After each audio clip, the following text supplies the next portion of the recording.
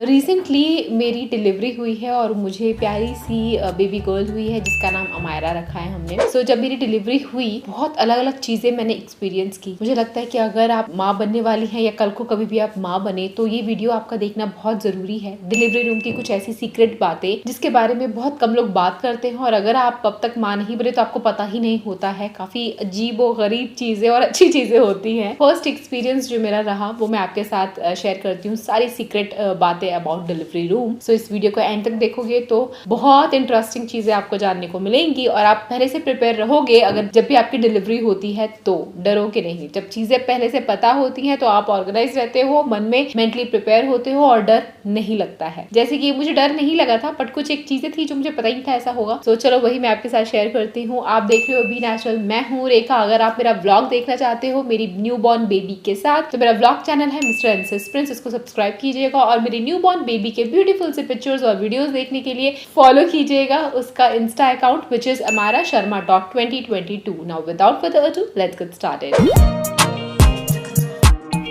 Fact number 1, जब भी आप डिलीवरी के लिए एडमिट होते हो हॉस्पिटल में, चाहे नॉर्मल डिलीवरी हो या सी सेक्शन डिलीवरी हो, आपका जो बिकनी लाइन का हेयर होता है ना वहां से रिमूव करना होता है और वो रिमूव डॉक्टर नहीं करते, नर्स नहीं करते, एक हेल्पर वहां पे होती है जो आपको हर टाइम असिस्ट करती है उठने बैठने चलने फिरने और वॉशरूम में जाने के लिए। तो वो आपकी हेल्प करते हैं और वो रिमूव कर देते हैं आपके बिकनी लाइन के सारे हेयर को रिमूव करने के लिए कौन सा मेथड यूज करते हैं तो इलेक्ट्रिक ट्रिमर जो आता है वो ट्रिमर से ट्रिम कर देते हैं। हेयर रिमूव डिलीवरी से पहले इसलिए किया जाता है ताकि कोई भी इन्फेक्शन ना हो और हाइजीन मेंटेन रहे। अगर आप पहली बार माँ बन रही है तो मन में ऐसा लगता है वियर्ड सा कि कोई कैसे मैं किसी को बोल दूं कि remove my hair from there, लेकिन शर्माने वाली कोई बात नहीं है। दैट इज एब्सोल्युटली नॉर्मल, ये उनका काम है और हर बार डेली वो करते हैं। जब भी डिलीवरी के लिए विमेन आती हैं अपने मन में इस चीज को नॉर्मलाइज करो और बिल्कुल भी इससे डरने की जरूरत नहीं है और शर्माने की भी जरूरत नहीं है।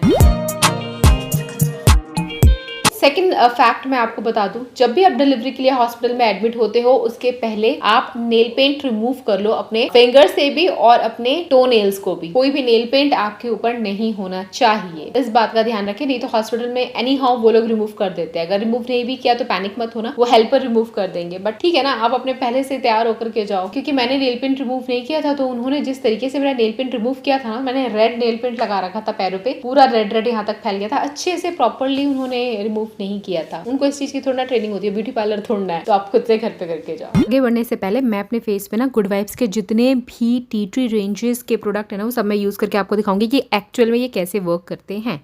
तो सबसे पहले स्टेप नंबर 1 होता है हमारा फेस वॉश। फेस वॉश के लिए मैं यहाँ पे यूज कर रही हूँ good vibes tea tree gentle cleansing face wash, जो कि ट्यूब के अंदर आता है और ये वर्क करता है आपके एक्ने पिंपल्स की प्रॉब्लम। टी ट्री इंग्रेडिएंट ऐसा है जो आपके पिंपल्स पे बहुत डीपली वार करता है, उसको आने से रोकता है और आगे हैं तो उनको सुखा करके वापस भेज। ये प्रोवाइड करता है एंटी माइक्रोबियल प्रोटेक्शन, सूथ करता है इरिटेटेड स्किन को और क्लीन करता है आपके सारे स्कार्स और ब्लेमिशेस को। अगले स्टेप पे मैं यूज कर रही हूँ गुड वाइब्स का tea tree papaya oil control face serum. इसके अंदर पैराबन और सिलिकॉन नहीं है और अगर आपके फेस पे बहुत ज़्यादा ऑयल आता है तो आपको बस ये ड्रॉपर से लेना है, कुछ बूंदे अपने फेस पे लगानी है एंड देन अच्छे से मसाज कर देना है। स्किन में ऐसे एब्जॉर्ब हो जाता है कि लगता ही नहीं आपने कुछ लगाया है और मॉइस्चराइजेशन हाइड्रेशन प्रोवाइड करता है, आपके स्किन को ऑयली और ग्रीजी नहीं बनाता।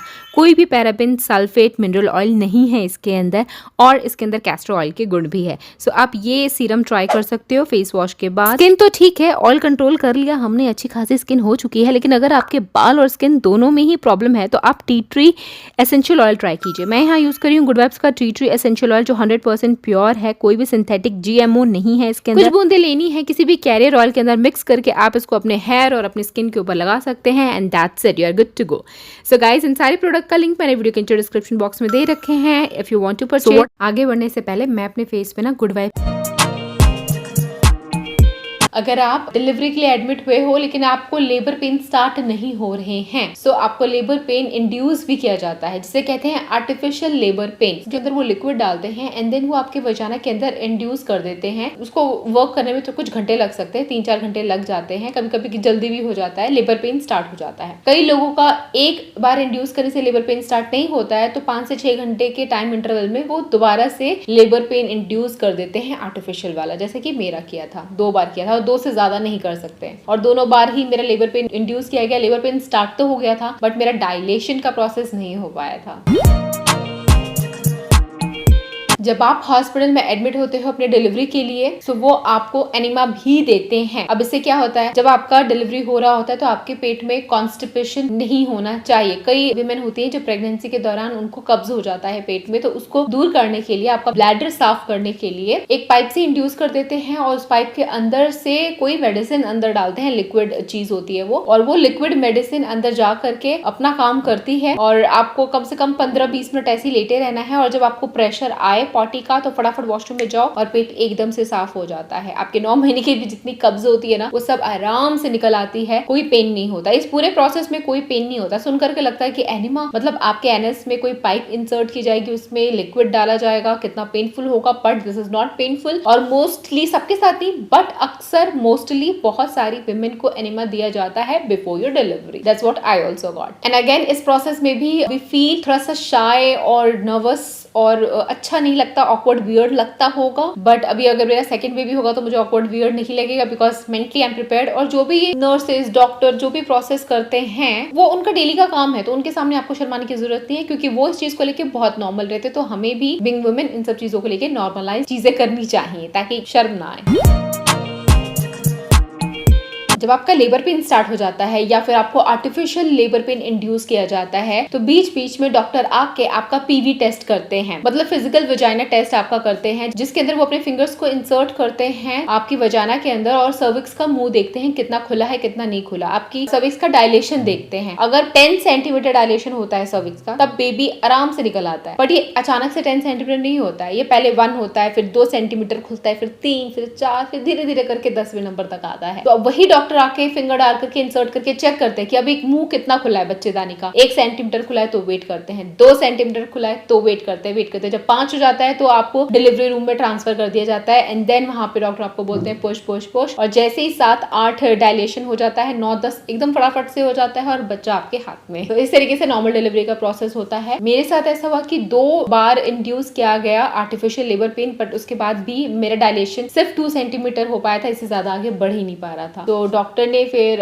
मुझे सजेस्ट किया सी सेक्शन के लिए, क्योंकि ऑलरेडी 10 घंटे से भी ज्यादा का लेबर पेन मैं सह चुकी थी, मेरा वाटर लेवल कम हो रहा था, बेबी भी स्ट्रेस में जा रहा था। So that's why we thought to do C section. But अगर डॉक्टर पीवी टेस्ट करती है और आपका बच्चेदानी का मुंह खुल रहा होता है और अच्छे से इंप्रूवमेंट नजर आती है, खुलता रहता है, सो आपकी नॉर्मल डिलीवरी हो सकती है। और अगर ना खुले तो सी सेक्शन लास्ट ऑप्शन होता है। बट एक बात बता दो, जब भी डॉक्टर पीवी टेस्ट करते हैं दैट इज एब्सोल्युटली पेनफुल, बहुत पेनफुल होता है, क्योंकि वो काफी अंदर तक वो अपने फिंगर्स को इंसर्ट करने की कोशिश करते हैं, क्योंकि बच्चेदानी का मुंह एकदम ऐसा नहीं है कि फिंगर डाले और दिख जाए, काफी ऊपर होता है। सो उसमें काफी पेन होता है। मुझे हद से ज्यादा, बहुत ज्यादा पेन हुआ, इतना पेन की लाइफ का वो पेन इक्वल्स टू कोई और पेन है ही नहीं। तो मेंटली प्रिपेयर रहना, पीवी टेस्ट में पेन होगा बट भगवान का नाम लेना, बच्चे के बारे में सोचना, ब्रीदिंग के ऊपर ध्यान देना, सो फिर आपको पेन कम फील होगा।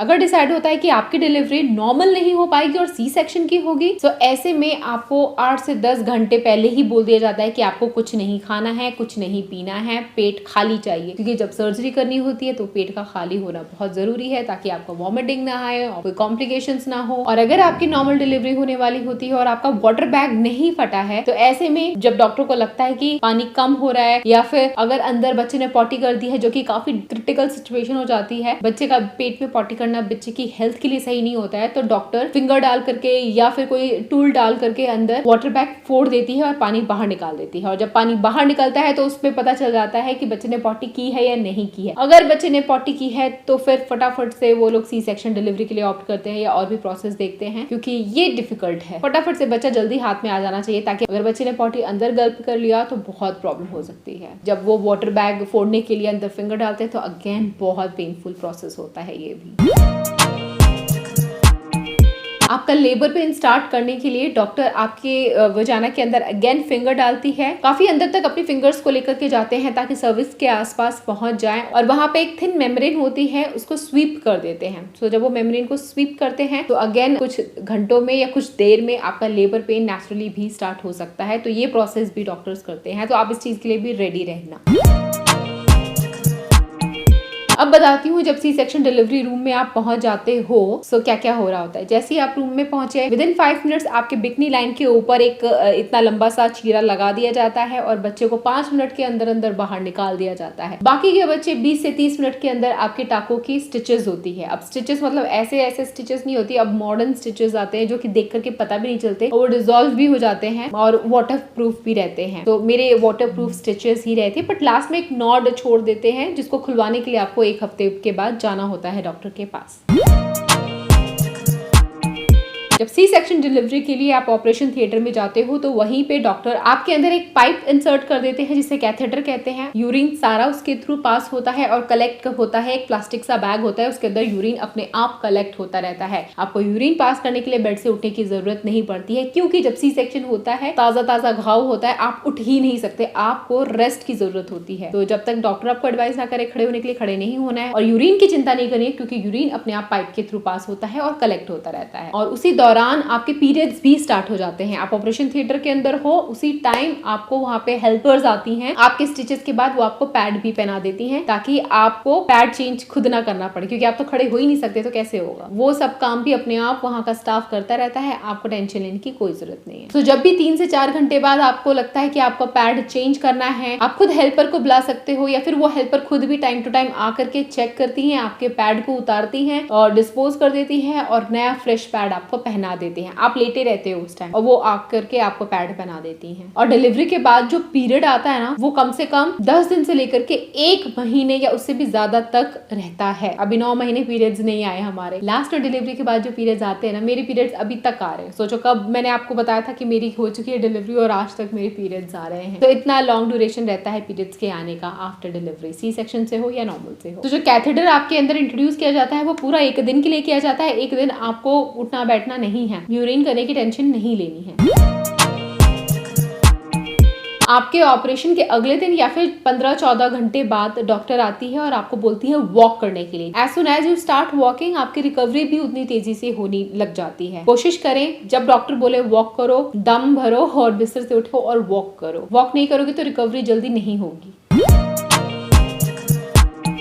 जैसा कि मैंने आपको बताया था, सी सेक्शन अगर आपका होने वाला होता है तो 10 घंटे के लिए आपको खाना है ना पानी पीना है। जब आपका ऑपरेशन हो गया उसके 5-6 घंटे बाद डॉक्टर आपको पानी देना स्टार्ट कर देते हैं, जूसेस देते हैं, लिक्विड देते हैं और धीरे धीरे सेमी सॉलिड फूड आपको देते हैं, देन सॉलिड फूड आपको दिया जाता है। धीरे धीरे, फटाक से एकदम से नहीं दे देते हैं। और आपके सी सेक्शन के नेक्स्ट डे आपका कैथेटर निकाल दिया जाता है। आप सुसु पॉटी के लिए उठ सकते हो, आप वॉक कर सकते हो और देन आपको डॉक्टर के एडवाइस पे सॉलिड फूड भी खाने के लिए दिया जाता है।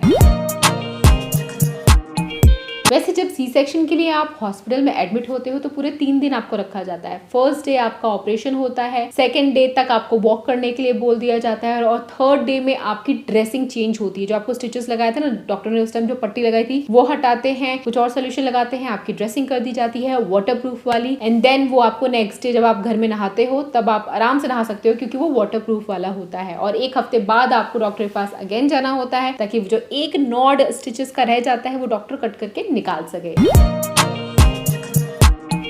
साथ ही साथ जब आपकी डिलीवरी हो जाती है तो डॉक्टर्स कहते हैं आपको बेल्ट यूज करने के लिए। तो डिलीवरी के बाद बेल्ट एक अलग तरह की चौड़ी सी आती है, वो आप पहन के रखो। बहुत सारे लोग दावा करते हैं बेल्ट पहनो आप पतले हो जाओगे, पेट अंदर जाएगा। देखो ये सच नहीं है। अगर ऐसा होता तो सारे मोटे लोग बेल्ट बांध करके ही घूम रहे होते और बिना एक्सरसाइज के पतले हो जाते। मेरी डॉक्टर ने बोला कि अगर आप बेल्ट पहन रहे हो इससे आपके जो लूज मसल्स हो जाते हैं डिलीवरी के बाद, बच्चा था तो इतना पेट था, बच्चा गया तो पेट इतना, बच्चा जो लूज मसल है उसको सपोर्ट मिलेगा, आपको आराम मिलेगा, तकलीफ कम होगी, लेकिन पतले नहीं होंगे। पतले होने के लिए अलग वीडियो बनाऊंगी मैं। मैंने भी बेल्ट टाई की मेरी डिलीवरी के बाद कुछ वीक्स तक मैंने टाई की और मुझे काफी कंफर्ट लगता था जब भी वो बेल्ट पहनती थी। मुझे कोई पेन वेन नहीं होता था और मसल्स मेरे, मुझे लगता था कि सही अपनी जगह पे हैं। बैक सपोर्ट भी काफी अच्छा मिल जाता था। सो गाइज ये थे कुछ सीक्रेट बातें अबाउट डिलीवरी रूम के बारे में, चाहे सी हो या नॉर्मल हो। ये सारे कुछ प्रोसेस होते हैं जिनका सामना आपको करना पड़ सकता है। अगर आप माँ बनने वाले हैं या कभी तो माँ बनोगे तो ये वीडियो आपके लिए बहुत इन्फॉर्मेटिव इंटरेस्टिंग रही होगी आई थिंक। सो इस वीडियो को अपने सारे सगे संबंधियों के साथ शेयर करो, अपनी सारी दोस्तों को बताओ कि इस तरीके से हम बच्चे को दुनिया में लाते हैं कितना कुछ सह करके, तो उनको भी पता होना चाहिए। अगर आपको मेरा ब्लॉग देखना है so do subscribe my blog channel which is Mr and Mrs Prince. America insta ID जरूर फॉलो करना। सारी बुआ, मासी, चाचा, मामा amairasharma.2022 की इंस्टा आईडी है, लिंक दे दूंगी डिस्क्रिप्शन बॉक्स में। Follow her, I will catch you again. Till then bye guys.